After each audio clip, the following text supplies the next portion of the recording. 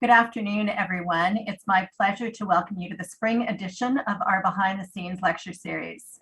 My name is Louise Aspen, and I'm the Senior Vice President and Chief Development Officer of the UHN Foundation. I'm delighted to be your MC today, and I want to start by thanking all of you for joining us today. We're really grateful that you could all be here from your socially distanced locations as I am, and I will apologize in advance if you hear a little dog barking. She does have a mind of her own. She doesn't listen very well, so I do apologize.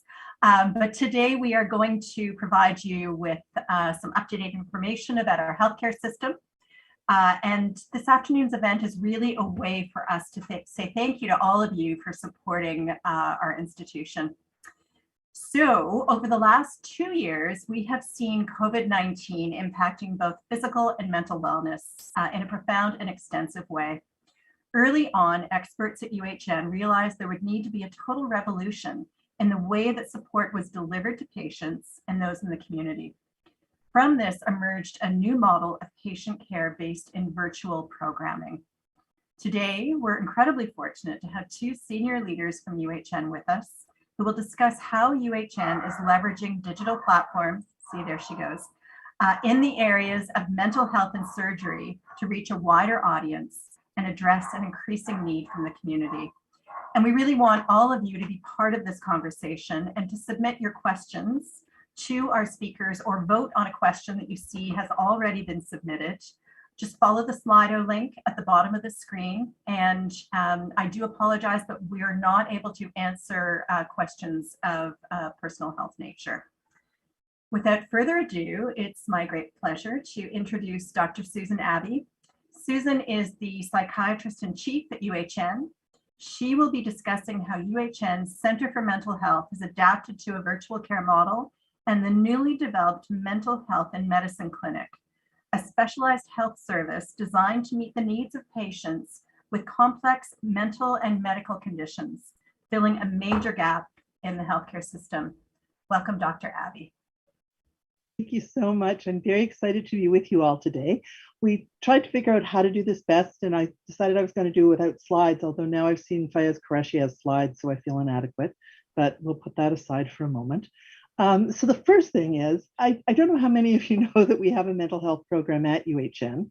I hope that some of you do now. We've been working very hard to let people know about this. I think often around mental health, we think about the big kind of mental health hospitals as though like CAMH does all the mental health or Ontario Shores does all the mental health.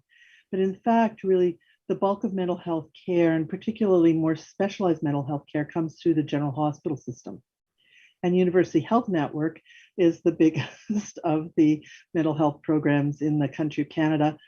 We do about a quarter of the continuing professional development at our annual psychiatry and mental health meetings. And we have a really big program, which I think will be surprising to many of you. We have about 100,000 visits a year, which is about 10% of the visits across UHN. Many of you will have ties with individual hospitals within the network, and we have psychiatrists at each of the 4 sites. So Toronto General, Toronto Western, Princess Margaret, and Toronto Rehab. We now talk about our 5th site, which is the Michener Institute for Education, Health Science Education. And we're very excited about work that we are doing with them. And we just held our first continuing professional development event, and it was a huge success. So we're really excited about that work that we do. We really span the whole range from what I often think of as primary mental health. So when people have a single mental health problem, although I think what we understand now much better from research is that very few people have a single problem. Very few people just have depression or just have anxiety, that often those things go together. They're often, and particularly out of COVID, we've just seen skyrocketing rates of substance use. So lots of people dealing with their COVID stressors with, a bottle of wine or 2 bottles of wine or 3 bottles of wine. I saw a woman the other day who said since the start of COVID, she's been drinking a Texas Mickey. And I thought, what's a Texas Mickey? So I Googled, and a Texas Mickey is 3 liters. So she's drinking 3 liters of whiskey an afternoon. So you can imagine when you put those addiction problems in with the mental health problems, it's challenging. The other group, though, that many of you don't know about, unless you've got a major medical problem yourself, is that mental health goes right along with physical health problems. Sometimes the mental health problems impact or can cause a worsening in the physical health problems. So we know, for example, that people that have depression and have diabetes, they're not going to have good blood sugar controls. They can do everything they can think of around their diets and around their medication. But if we don't control the major depressive episode, and that's because, depression, anxiety, they don't happen through the vapors. They're actually biological pathways through the brain and the body are connected. So that there's that group of folks. We also see lots of folks who come in with major medical troubles. And then sometimes our treatments give them mental health problems. And so I do a lot of work with the transplant program, and many of the people there have various mental health side effects that come out of the very extensive treatments they have and the medications that they need to keep their new organs happy. And so after I get finished with you tonight, I've got to go run down and see a couple more people in the ICU before I go home, because that is super common. And I think people always feel like there must be something wrong with me. And I say, no, that's, I paid my mortgage on this. It's really common and we really have to do something about it. And then the third area that people often don't think about, but is that there are sometimes people that will have physical symptoms that really come out of their very high, often life stressors, and that those so that they don't actually have a biological problem in their body, but they've kind of overwhelmed their nervous system. And so we get involved with those folks as well. So it's a really big group of people. And traditionally we've worked by having people come in and see us, or going to their bedside when we're dealing with people with medical illness, going to their bedside and seeing them. And then COVID hit, right? And so then, whoa, we had to turn on a dime, and it was very challenging. We have done a lot of work, and there was a really good question somebody had already put into the Slido around, what do we do for people who are digitally disadvantaged? Because, unfortunately in our society, people don't have the same access to digital care. So there are people for whom telephone, is important, where we're continuing to see them in person. I'll say a little bit more about that in a minute. But for many people, we were able to turn to digital care. I have to tell you, it was really hard to do. I am not used to, particularly the way my computer screen is set up. I kind of want to look down here at Louise's eyes, but I have to look up here to have her think that I am looking in her eyes. So there were a bunch of things that, as kind of doctors, psychiatrists, therapists, mental health clinicians in our program, that we had to learn to do differently. And to be able to, it's much easier when you're in the same room with somebody to convey emotion, to feel their emotion, to try to be helpful, to comfort people. So we've really had to work very hard at learning how to do that in a digital world. And I think we've done a really good job with it. We've also had to figure out, we were able to figure out the one-on-one pretty quickly, but we also do a lot of work in groups. And partly that's because groups can be very helpful to people in learning skills and in building their skills. But also it's really helpful to know that other people are dealing with the same challenges you are, that you're not a big kind of loser, but that you're dealing with something that's part of the human condition, and this makes sense, and other people are as well, and their ways of working with things. And trying to figure out how to do that, because you'll see on the screens we've got Louise Aspen. If Louise was in a group with me, she would be Louise, or she might be Lou. I don't know what she would be, but when her name is on the screen, so we had to do a lot of work figuring out how to change that, how to get platforms. And what was really exciting about that work, because we just couldn't do our work without it, was that we really led the way for the hospital in getting those processes in place and sort of helping our colleagues to do that. So we've been really excited about that. We've done a lot of work in our eating disorders program too. We had a day hospital, and people came in, spent from like 11 to 6:30 at night with us. we have had to again turn on a dime and develop a digital virtual, we call it now a virtual intensive outpatient program. And it is super exciting. Our first data shows that we are doing as well with 4 hours of treatment in your own home as people got in 30 hours at hospital. You know, that is amazing, and people's lives don't have to be disrupted. They don't have to move to Toronto from Sudbury. They can be treated in their own home. They can live their lives. They can combine with work. It's amazing. Some of our secondary data, now that we're enlarging our sample size, we may actually even be doing better for people. So there's some real hopes in that area. Our mental health and medicine clinic, which we received a donation from the Slate Foundation for, we're just so very excited because it's going to help people like Fayez with his patients, and we're going to be able to see them quickly and see them virtually when that's appropriate, and also be able to see them in the hospital. So that's going to be really exciting. We've had to learn to do things like memory testing and kind of testing of people's thinking and cognition that, you know, usually you'd have a piece of paper and would be handing a piece of paper back and forth. We've had to figure out how to do that digitally. So it's been a really action-packed 2 years and a bit for us in trying to do all of this. But I think what's exciting about it is that we're really transforming how I think how care is going to be given in the future, and really again thanks to the donors that have made all of this possible.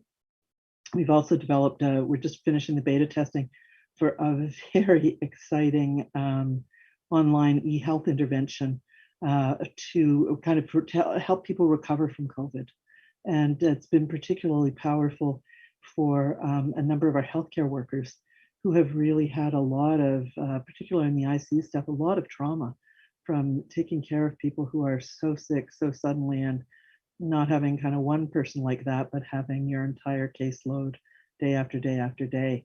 And that's been a really, and then that's none of this would have been possible without your support. So thank you. So I think that's my time, man. Thank you, Susan. We really appreciate your insight. A quick question just before we move on to Dr. Qureshi. So we've developed all these amazing systems that we can use for virtual care, but we're trying to open the world up a little bit. So how do they fit together, our new world and our COVID world? Right. So I think we are trying to open the world up. I had the first person in my office last week that was like as a patient, and since we've closed down. She was a young woman who really needed to come in. She had a big trauma history. She was very scared about seeing somebody new. She needed to come in person. So we are making arrangements for those kinds of things. We're trying to see people who have medical illnesses who are in the hospital for other appointments and would prefer to come in person. We're doing that. And we're really trying to increase the number of people that we can see who, there's some people who just really like to come to the hospital, that they have kind of very limited lives, and it's a real social outing for them, and it feels good to them. They know the cleaning staff and the front desk staff and my secretary and everybody, and they want to see people. So we are opening that up. I think it's been really interesting.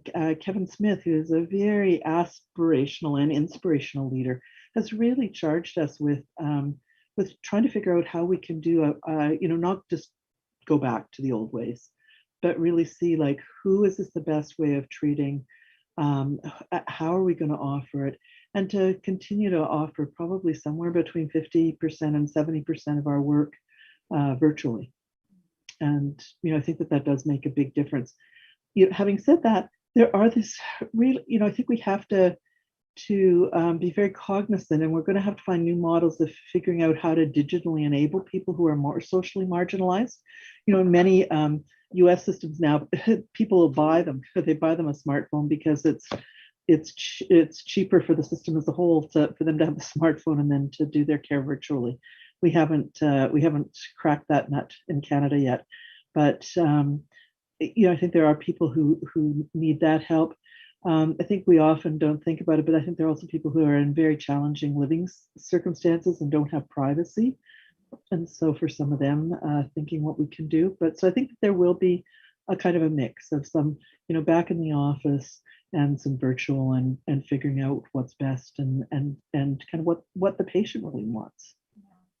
Thank you. Thank you. I'm sure a lot of people found that really helpful.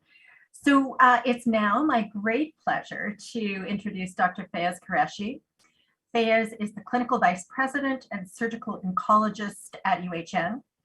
He will be speaking about how his role at UHN and key priorities have shifted in the face of the pandemic, and highlighting how UHN is leveraging digital platforms in surgery, ultimately shifting the paradigm of surgical care. Dr. Qureshi. Great, thank you so much, Louise. I'm going to share my screen, and I'll just look for colleagues to validate that they can see the screen before I jump in. I don't think so. Hold on a second. We can see it, Fayez. Oh, that's brilliant. Thank you so much. Well, it's first and foremost, it's a real pleasure, Louise, to be here on the call with so many of our donors, partners, and colleagues. A lot of what we are enabled to deliver through UHN are really through the generosity of our philanthropic partners. So thank you, first and foremost. I was also getting a bit jealous as I was watching the behind the scenes series and thinking, gosh, do I have a chance to participate? And lo and behold, here I have my opportunity to share some of my reflections. I'll probably break this presentation into two halves. The first wearing a bit of a surgeon hat, and the second a bit of a leader hat at the organization, just to share with you what the virtual care platforms are looking like at UHN, and how we're using technology to really evolve and to think of continuous innovation. I'll just amplify some of Susan's comments before I jump in, because frankly, the work in the mental health program has been absolutely spectacular and really transformative. And you'll see in some of the data that I'll show later on in the presentation that they've really led the way in ushering a new way of delivering care using technology and enabling care at home for patients that otherwise may not have had access to care. So there's a real opportunity here as we look beyond our four walls and think internationally, globally, and what have you in terms of UHN's reach. In addition to that, you may think it's an unusual pairing to have psychiatry or mental health and surgery on the same call together. And I would say that there's actually so many intersections. And Susan touched upon this in many different ways. The emotional, the physical well-being of patients are so interrelated that we have to think of the whole patient as opposed to each of their individual components or diseases when we're caring for them. So I'll take you back to March of 2020. And many of you will recall seeing these headlines that peppered many of the news outlets across Toronto and Ontario, where the pandemic hit. And at that time, Ontario Health very quickly directed hospitals to ramp down scheduled surgeries to really only those that were urgent and emergent.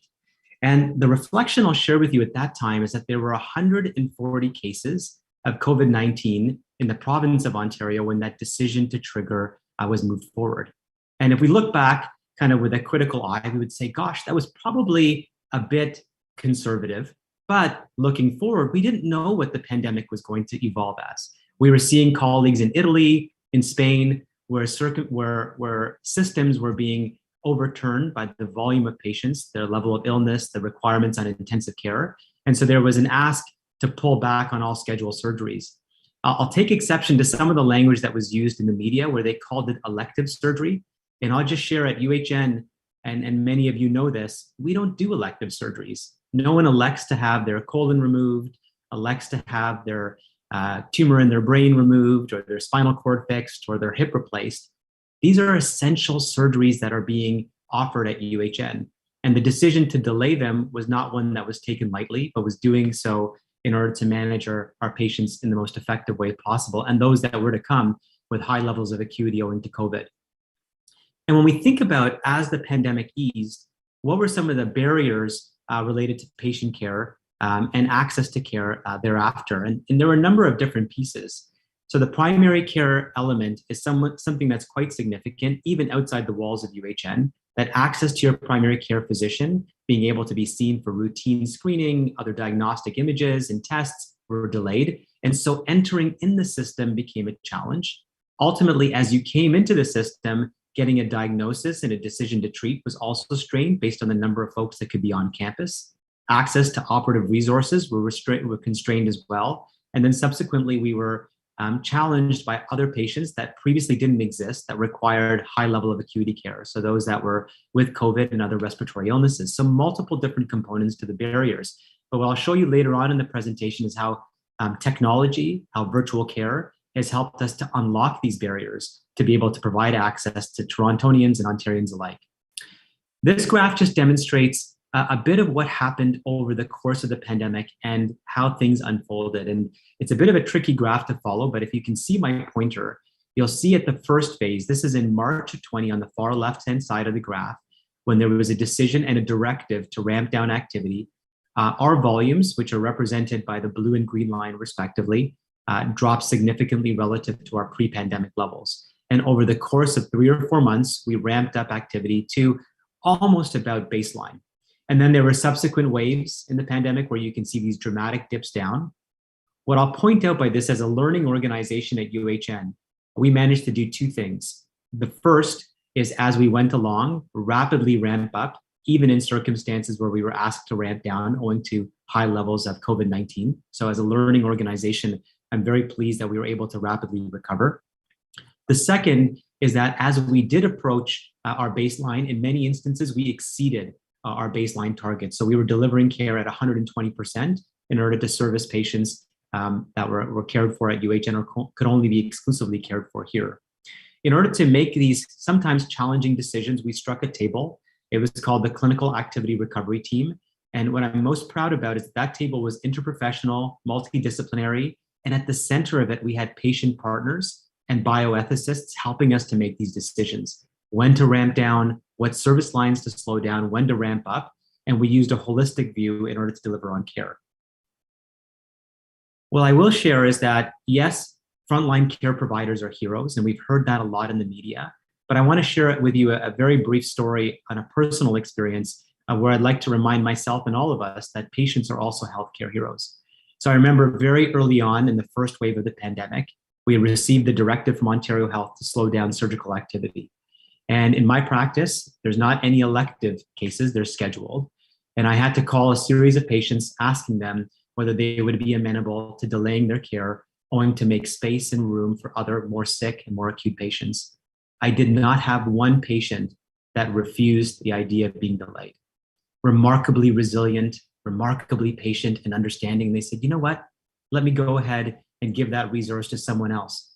Even insofar as we had 2 patients in the holding area one morning, and both of them were scheduled for surgery. One patient looked to the other and said, I'll let that person go ahead just because they need it more than I do. And just as a reminder that patients are healthcare heroes as well, in addition to frontline providers and point of care providers. And it's a humbling reminder of how amazing all of you are and all of our patients are. So we elected to implement a number of different strategies to really help us deliver on care. We did things like optimize the cases that were being done. A lot of patients were moved to day surgery. So those that were conventionally staying 1 or 2 nights in hospital were now being done on an outpatient basis. So they came in the morning and they went home. And we created wraparound supports with technology to be able to facilitate that. Many of our point of care providers were able to deliver surgeries on weekends and evenings. Really self-sacrificing nurses, anesthesiologists, and physicians being able to push the envelope and being able to deliver care there. And we also very quickly used a centralized waitlist tool to help us watch and monitor patients in our waitlist and our queue. So taken together, we increased our footprint. So we opened more ORs, we improved operational efficiency, and we leveraged technology. In the technology sphere, I'll quickly go over this. We used a new central intake tool, again, really supported also by philanthropic dollars and by support of many of our generous donors to create a dashboard to be able to watch where patients were in their journey. So we actually could shine a light on who those were and be able to provide care in a more equitable and accessible manner. We also used increased minimally invasive technologies and robotic surgery in order to be able to convert inpatient destined surgery to same day. And that was a remarkable leap for us relative to what we were doing beforehand. We changed procedural spaces to surgical spaces. And I have to tell you, changing spaces is not something that can be done overnight, but with the ingenuity of our teams and the generosity of donors, we were able to do so and actually create more ORs out of spaces that were unconventional. And we changed our models of care. Finally, we thought about how can we enable patients to go home in a way that could actually support their care.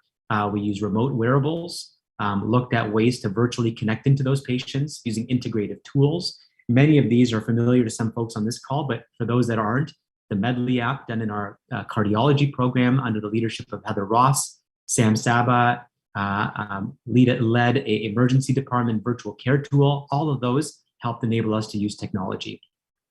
One of the new kind of opportunities that we had at UHN is in the pre-operative assessment clinic is to really convert many of those assessments to one that's virtually enabled. So patients not having to come to the Toronto General or Toronto Western campus to be seen by an anesthesiologist and a nurse in advance, but rather to be seen either remotely through MS Teams, so Microsoft Teams, or through telephone consultations, so that they didn't have to come into campus for their consultation. And this is not only patient-centered, which is to provide patients access to care independent of actually being in physical site, but also provider-centric, so that we could actually change the way we're delivering education and information, leveraging the full scope and capability of our teams.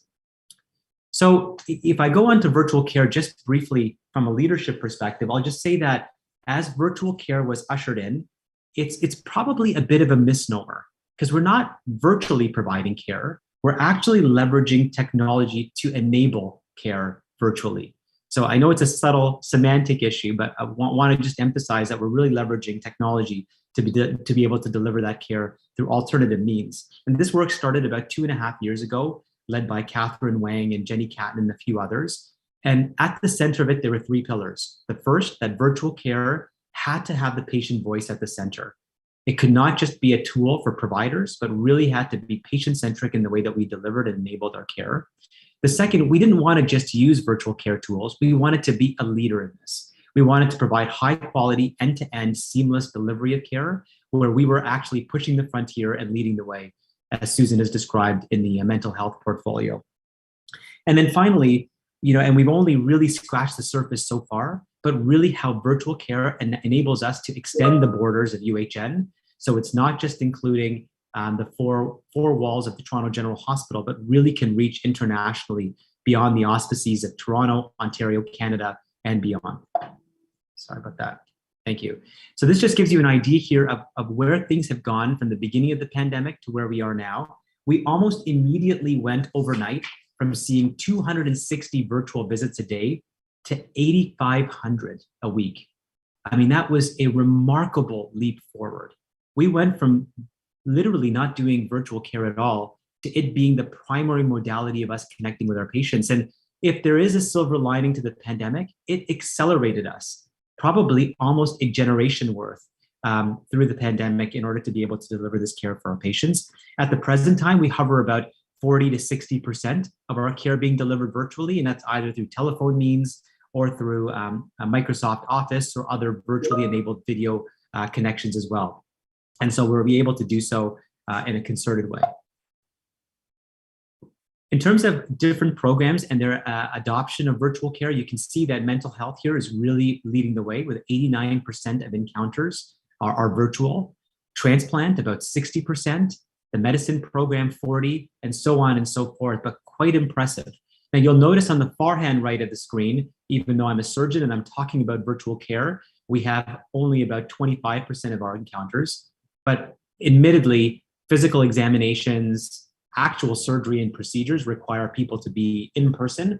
And so the proportion there is not a reflection of our lack of commitment or enthusiasm about enabling technologies, but rather the reality of some of the patients that require care on site. And so what I'd like to emphasize is that even though UHN is strongly supportive of using technology for virtual enabled care, it's not a substitute for when on-campus physical care is required as well. What we've been able to do leveraging technology, and if I bring us back to that surgical backlog and the impact of the pandemic, over the course of the summer, using things like wraparound technologies on the the intake side, leveraging minimally accessed techniques, robotic surgery, conversion of procedural space, and integrated care and care at home, we were able to decrease our backlog by 26% over the course of the summer, which I'm very pleased with. Now, that being said, I know that there's still a long way to go, and I don't want to give you the misrepresentation that we're still not working hard at this. but I can see that technology has really enabled us to move forward on this file very quickly. So if I can give you some reflections and lessons learned from the pandemic overall, the first, in the first wave of the pandemic, we talked a lot about PPE, we talked a lot about technology and other things.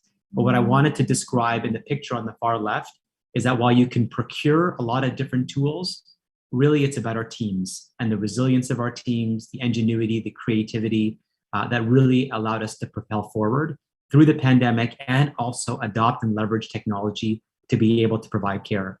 Very closely related to our team, and I would expand that sphere, Louise, to not just consider people that work at UHN, but really our donors and our partners that have enabled us to be able to deliver on our care promise. So that team has been what's been so critical. The second group is the humbling reminder that our patients are healthcare heroes as well, that they had the resilience to enable us to step back, reprioritize, and we're there as partners as we move forward through the pandemic. And I'm repeatedly reminded and humbled by their incredible resilience and patience through the pandemic. As I look forward in terms of patients that we really do want to focus on, it's the far right-hand corner and those that are still waiting. So patients that have had their care delayed and deferred, even though I've just described we've improved in terms of reducing the backlog by 26%, there are still 75% of patients that are waiting. And those that are waiting in excess of what our traditional targets are ones that we'll really have to spend our time, energy, and resource prioritizing as we move forward. And I know it's certainly possible in combination with our teams here at UHN, with the generosity of our donors and our partners to be able to leverage new innovative models and technologies to deliver on care, and overall with our will of providing best-in-class care and putting the heart of the patients first in order to deliver on our care promise.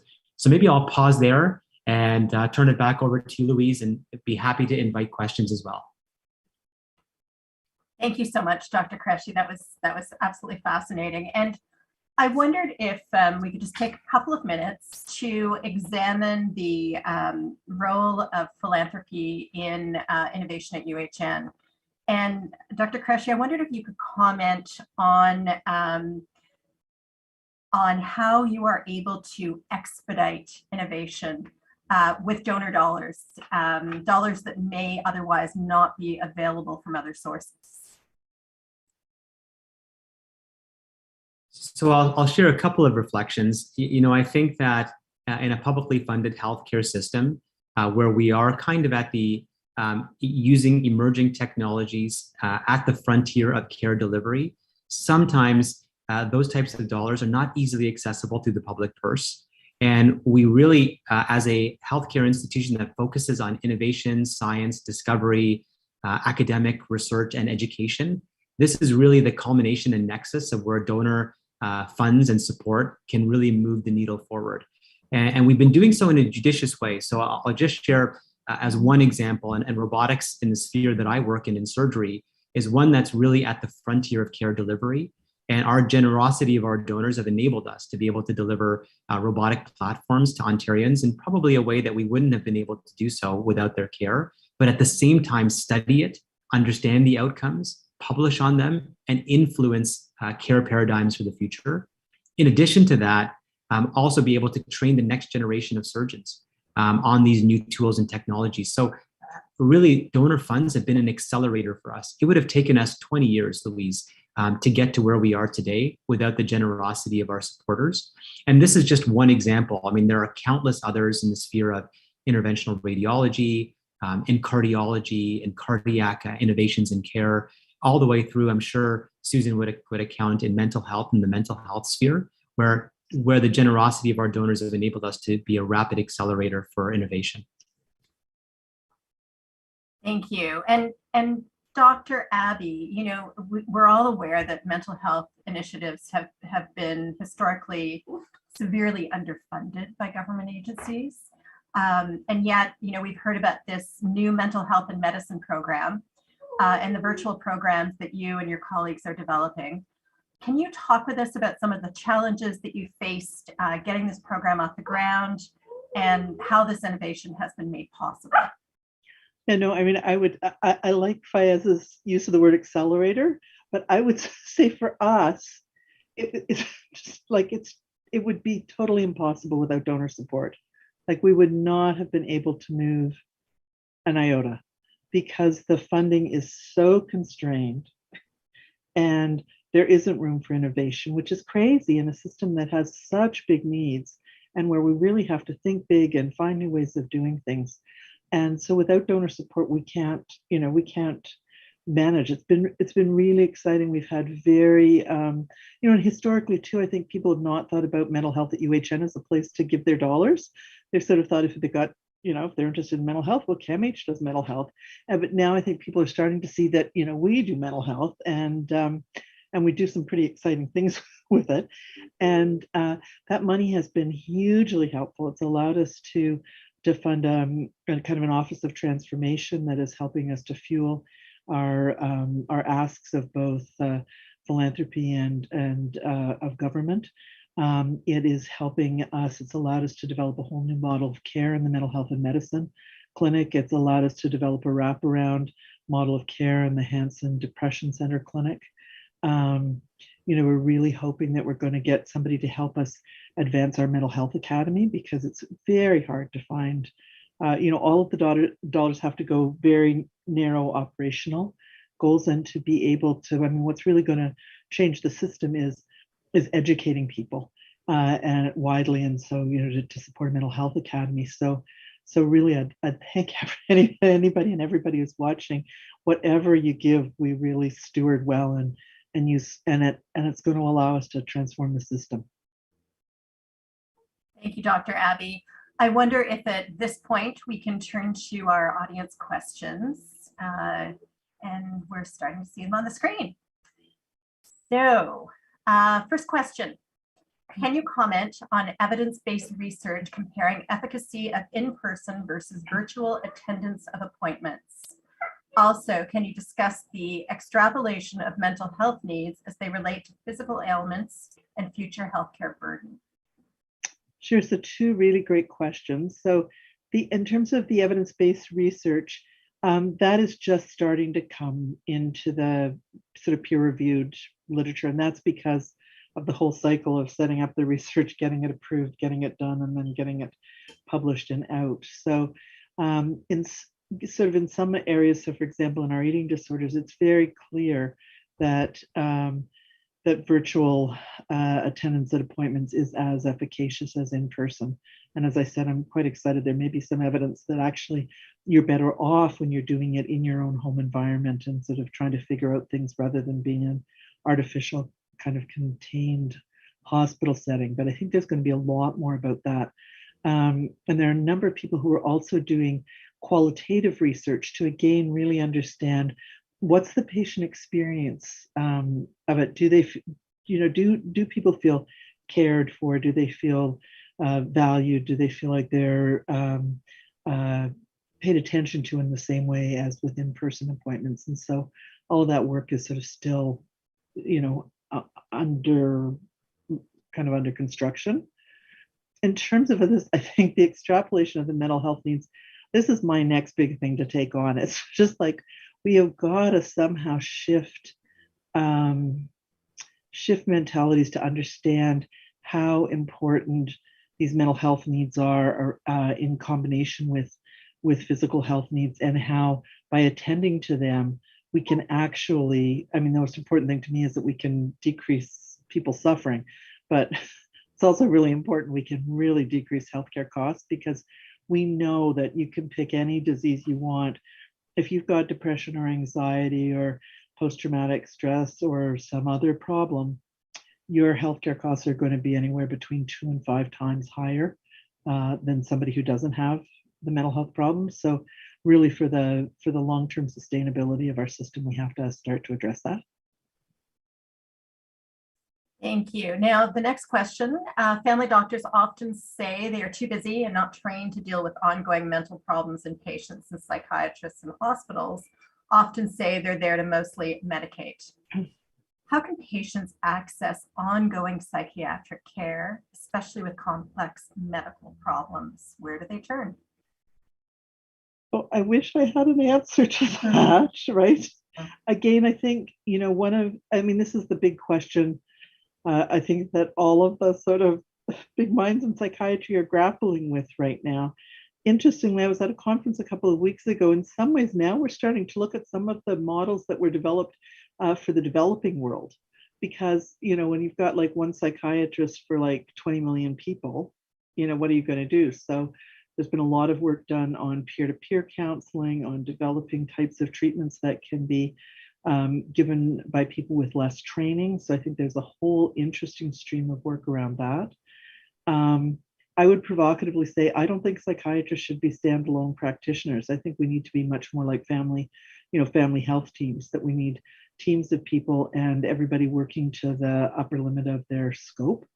And I think that particularly at the hospital level, really most of the programs are now starting to recognize this need for accessing care, mental health care, and are looking at how to do that and how to make that available for their patients. And again, in often what we call like a stepped care model. So I can't see 7,000 transplant patients, but I can work with, with a nurse practitioner and 2 nurses and 5 social workers and, and a couple of psychiatrists. And within that whole group, we can. So I think that there are a lot of interesting new models. And I really encourage people to ask their practitioners, and particularly the new mental health and medicine clinic, I think, is going to help with that. Great, thank you very much. Dr. Qureshi, I think this is a question for you. Is there a concern for information privacy in the virtual care model? Lots of data breaches these days, and seems like medical information would be easy to target, or top priority to target. Yeah, I think this is a terrific question, and I would probably broaden the topic to not just virtual care. I think health privacy and health information privacy is critical in all spheres. So whether we're doing virtual care or using our electronic medical record system, the way we communicate with our patients. So this is top priority. We do have a very elaborate built-out team in our digital program that deals with information security. We're also working with other Toronto academic hospitals to create a consortium on this specific topic on security around data sources. So it is absolutely a top priority for us as we look to partner with vendors that are helping to be vehicles on virtual care delivery tools, whether it be wearables, apps for people to track home progress, or some of the networks we use or applications we use to connect with our patients. Security is a high priority in being able to choose the right product to work with our patients. So I wish I had an ironclad definitive answer to say this is not going to be a problem in the future. I think it'll always be. And I think one of the things we need to continue to do is pay a lot of time and attention on this topic so that we keep ahead of those that are looking to purvey our information in a way that's malintended. Thank you. One of our most valuable programs pre-pandemic was mindfulness-based meditation, which was a lifeline for people struggling to cope with chronic pain and medical conditions, not only their own, but those of their family. Will this service be available again, and will it be free? Well, I am sure hoping. So right now, our part of our trouble was Sarah Greenwood, who works with me, was sort of seconded to the supporting the ICU in the COVID CanCove study, and I've been busy sort of trying to run all the rest of this, but we are hoping that we are going to be back in business this fall. So we'll be hopefully getting something out on the website. For those of you who don't know, the hospital's moving over to a new health information system, so nobody's doing anything between now and June 15th, but I would hope after Canada Day we'll have information up on online. That sounds great. Thank you. Next question, and really relevant. More and more people are out in public places without wearing masks. How does one deal with the anxiety of being around more people not wearing masks to eventually shed the mask myself? I've recently had COVID, but still feel this anxiety. And look, when I look at that, Louise, I'm not a good person to That's because I wear my mask everywhere. I mean, I think as I read that, I think the good news is you've had COVID and you're recovering from it. So I think that can be helpful. But I also think it's very much it's a choose your own adventure kind of world. I was at a conference and I felt on the weekend, it was the first one I'd gone to in person, and I felt a little awkward because everybody that I could sort of see as I went into the room was not wearing a mask. But as I sat down and started to look, I realized probably about a third of the room was masked, right? Any of you who've sort of traveled in Asia before COVID, I mean, I think many people wore masks for a whole lot of different reasons, for air pollution as well as for infectious reasons. I think the other thing though is if you're feeling like it's problematic and it's getting in the way and you don't like it, is to really remind yourself quite actively, like have a little talk with yourself about things have changed so much from March or April of 2020, right? We've now got excellent vaccines. We've got treatments for COVID. So all of those things really mean that people are just have such a much higher probability of doing well if they do have COVID. So, in some ways I was thinking about it too, going to this conference, because I thought, the reality is every time I'd go to a conference, I would always come home with a cold or something that I'd picked up from being with people who were from all around the country.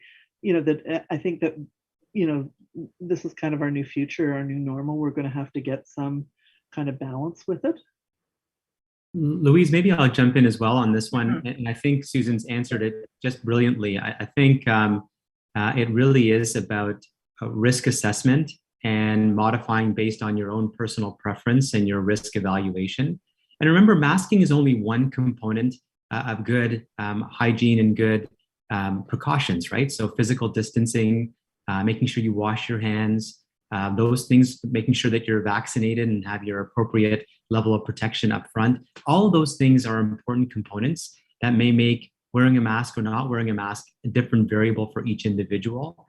And it may be different in different circumstances. So I think it is a bit of a choose your own adventure. I like the way you put that, Susan, because I think that's probably right in being able to kind of work through the right decision for individuals. The other piece in all of this is we shouldn't also stigmatize the wearing of masks. So if you're in an environment where those are choosing to wear them, well, that's okay, that's their choice. Or those that are not wearing them should be stigmatized. So what I would encourage us to do is to really think about your own set of circumstances, recognize there's a number of different efforts that can be done to offer safety and protection. Masking is one of them, not universally required, but just think through what makes sense for you. Thank you. And maybe you can answer the next question as well. I imagine one of the major benefits of virtual care is that it can have a wider reach outside of the GPA for people that don't have access to in-person services in their community. I'm thinking particularly of our transplant program, but what about seniors or those most vulnerable who don't have tech access? Yeah, I think it's a great point, Louise, and it's not a one solution fits all. I think that obviously we want to be able to provide excellent care regardless of the conduit of how we're providing that care. And so seniors or those that are vulnerable or those that have less access to technology, coming on campus where appropriate, I think is very reasonable. I also think it'll be definitionally what we describe as virtual care, and it ranges anywhere from a telephone call. And I appreciate that some may not have access to regular and secure telephone lines, so this may not be possible as well. But I think the penetration of phones is probably a lot more significant than, let's say, an iPad or a laptop. So virtual care can range anywhere from a telephone call to something that's a bit more elaborate, like a video conference. And we can use the technology that's right for the patient and their comfort level with technology as well. And for those that may not have access to them, we will not sunset in-person assessments. There's always going to be a role, whether it be for physical examinations, for the type of patient we're caring for education, et cetera. There'll always be a role for having people on campus to be able to provide care. Thank you. And the next question is interesting. It sounds like virtual care is an amazing future direction for healthcare. Do you think it would have happened without the pandemic? Maybe I'll start on this one, Susan, and I'd love to hear your perspective and reflections. I think it would have. I think we've just accelerated the adoption and implementation of virtual care. I said the word generation beforehand, and I probably think that's true. It would have taken us 10 years or more to get virtual care off the ground. That got accelerated in 18 months or 2 years, with the pandemic. I think it would have. I think there's a recognition that patients are coming in from wider geographies. Their ability to come onto the main campus is being strained, and we need to think differently about our hub and spoke manner of caring for individuals. And I also think it grows our capacity overall to care for more patients by enabling remote delivery of care. So I think it would have happened. Other centers around the world have slowly moved the needle on this as well. Other major centers like the Mayo Clinic, Johns Hopkins, and others, those that were in the top 4 with us. And so the fact that we're pushing this in the Canadian context is one that I think is a natural extension, but accelerated based on the pandemic. Susan, what do you think? I agree with you. I mean, I think we had a huge interest in doing this, but, kind of never got around to it. I think the other thing that it's very kind of boring, but one of the issues is that the Ministry of Health had to act really quickly around physician billing, because people may not know, kind of listening to this, but most of the physicians at UHN are paid fee for service. So if there are no codes for virtual care, then you can't get paid for any of your work. And one of the things that was really helpful was that I think the ministry did respond quickly, put virtual codes in place, and that really helped. Because, before that we were looking at trying to find other models for physician compensation so that we could help to push the dial on this one. But I think it's been super helpful. Like one of my colleagues said, we managed to do kind of in 2 weeks what it probably would have taken us 20 years to do. So amazing. So if the goal is to, Susan, fully integrate mental health into care for all medical program areas, how can this be done if the teams are not trained in the area of mental health? So that's why we're so excited about our new collaboration with the Michener, because I think we have to get this training into teams, and we have to help everybody to feel like at least a basic level of competence in doing this work. So that's something that we're really committed to doing some really heavy lifting on in the next couple of years. We're really excited. Many of you listening to this won't believe this, but if you can imagine, many nurses now graduate without doing any mental health training, and we're very excited. We're going to we're going to offer specialized training in mental health to nurses who want that. They can get that in areas like ICUs. And I'm sorry, my pager, that was one, I'm carrying 3 pages today. I turned off 2 of them, so hopefully you don't hear that. But it's to try to get nurses mental health training, especially training the same way we would train ICU nurses. So we're excited about that. We've been looking at a potential proposal with Toronto Rehab to train many of their frontline staff. So I think that's going to happen over the next couple of years. Thank you. And so Faiz and Susan, was there on your teams, was there resistance from healthcare providers in switching to virtual care? It's a great question. I think in the beginning, just like any change management piece, there's always some uncertainty. And I think early on in the pandemic, when there weren't, frankly, other options to connect with patients, I think that was also an impetus for people to move forward. And so there was readily adopting, or those folks readily adopted the technology in the absence of being able to see people on site. So the resistance prior to that, as we were contemplating this before the pandemic, was, can the care be equivalent? Are we missing information without seeing people in person? Those were a lot of the descriptors that people used in advance of being, quote unquote, forced by circumstance to have to use it. So I think as people have become more facile, people have recognized the perimeters of where virtual care is appropriate. And as I described, it's unfortunately not possible to listen to someone's heart virtually yet. We may get there with wearable technologies and other means, but we can't listen to someone's heart or put our hands on someone's abdomen or be able to do other physical exam maneuvers. And that's probably at the perimeter. What I'm really excited to share as well is that in the arthritis program, they have made some incredible leaps using online tools, video training sessions to actually be able to do physical exams to the best of their ability using video technologies. It's actually amazingly remarkable. The Schroeder Arthritis Institute has been, frankly, leaders in this space, definitely in Toronto and Ontario, and have published in international journals on some of this work. So those perimeters that I just started describing are starting to become a bit more blurry as folks become facile. But the resistance that was once described, I would say in advance of the pandemic, very quickly disappeared as folks recognized the only way to connect with patients during a time of significant challenge was through a virtual means. Thank you. And I think we have time for one more question, and I'm going to actually skip the next one and go to the following one and ask, how is the mental health of our staff right now? Is burnout still a major issue for those at UHN?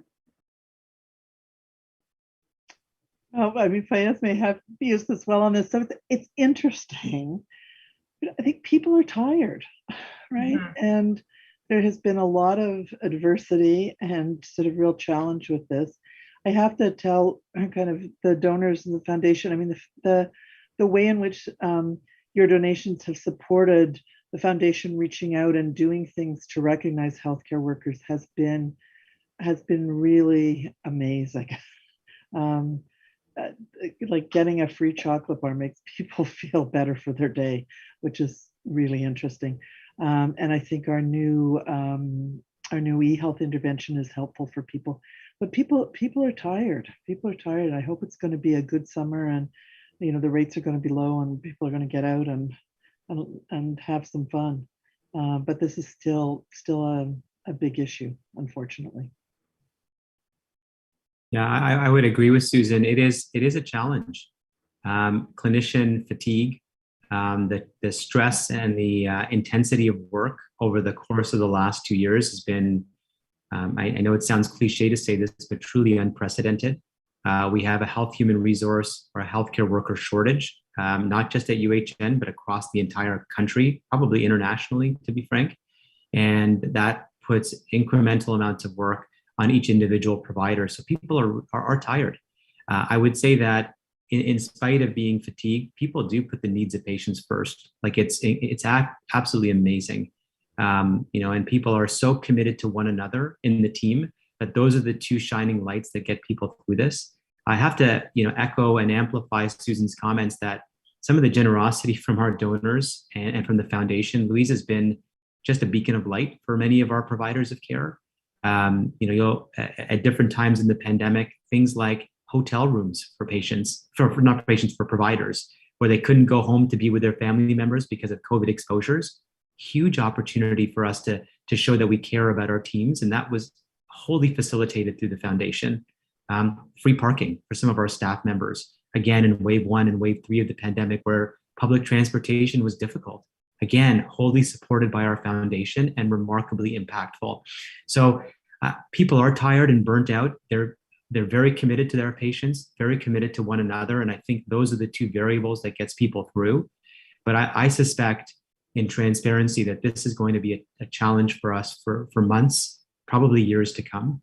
And as we build out resilience with our teams, we'll have to really think through new models of care, new ways of delivering care to patients, and technology is one of those that I think can be an enabler to reach farther than what we have beforehand, but also to help in the work-life balance for our team members. So I think technology is a big one, and also how we interact and work with each other. Susan mentioned very much in passing before, having folks work in the full scope and span of their profession and their practice. We really do need to lift everyone up so that we can together be able to tackle this challenge of health human resource shortage. I just say one other thing too. I think it's interesting. It's not a burnout in terms of a not caring burnout. It's more of a feeling that really people who work at UHN are special, and they really want to do the best for patients, and to feel that, I spend a lot of time talking to them about there are times when you got to do your very best, and there are times when like good enough is good enough. But everybody wants to do their very best all the time, and I think that's hard, but people are committed. Thank you so much, Dr. Abbey and Dr. Qureshi. Can't thank you enough for what you do for our patients at UHN and to support our amazing community. So appreciated. And I want to extend my thanks to everybody today who's watched our presentation, participated, shared their questions. Very, very insightful. And I can't tell you how much how important it is to us, the foundation, to share the impact of your support with you. And so special thanks to Drs. Qureshi and Dr. Abbey for doing so today. Our next behind the scenes will be held in the fall of 2022. The invitation will be coming out in the next couple of months, and a recording of this presentation is available on our foundation YouTube page immediately following this, if you want to see it again or share it. And we'll be sending a short survey around to all of you.